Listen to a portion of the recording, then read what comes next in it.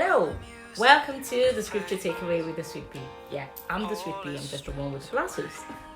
You know how we all post pictures on Facebook and Instagram and well, it's not just pictures, you know, all those beautiful things in our lives. You see some people posting their cars, some people posting, their clothes, some people it's just the beautiful faces. And then we all kind of like look out for the likes and the you're looking beautiful, your life is beautiful. You know how we tend to do all of that? Well, in today's inspiration we'll be learning how not to bring all of those things into the place of prayer. In Matthew chapter 6 verse 5, Jesus teaches us how not to be hypocrites. Matthew chapter 6 verse 5, it reads, "And when you pray, do not be like the hypocrites, for they love to pray standing in the synagogues and on the street corners to be seen by others. Truly, I tell you, they have received their reward in full." They have received their reward in full.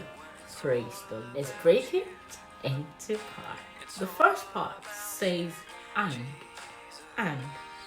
and this was Jesus adding to the list of the things he already mentioned that we shouldn't do in the sight of people, like doing charitable deeds in front of everybody just so they could see you and just raising your hand to say, "Hey, I donate 1 million." So this "and" is just to add to that. The second part says, "When you pray." So prayer is, a standard thing to do in the Christian life. It didn't say if you pray, it said when you pray, because we're all expected to do that. The Bible says pray without ceasing. Okay?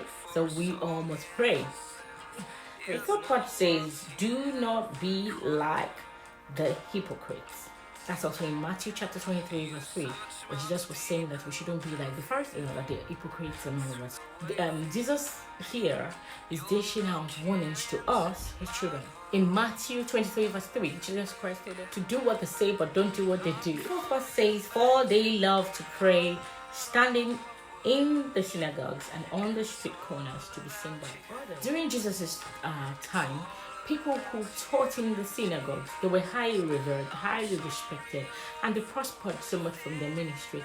So, just imagine the posture, just showing it off in the place of prayer. That's just wrong.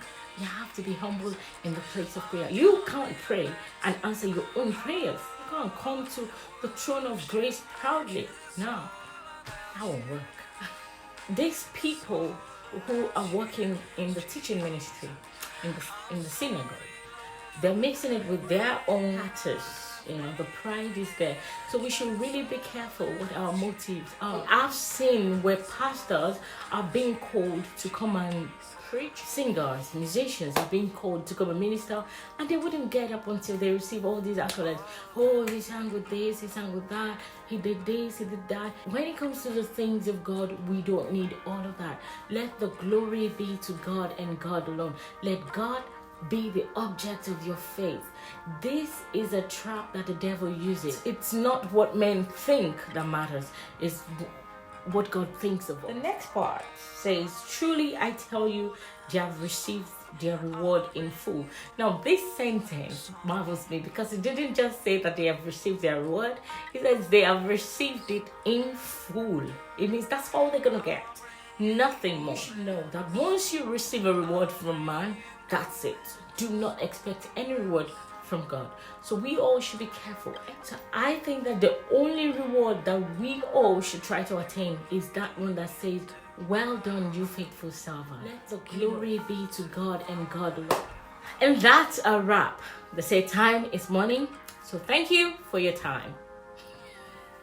It's bye for now. God bless you.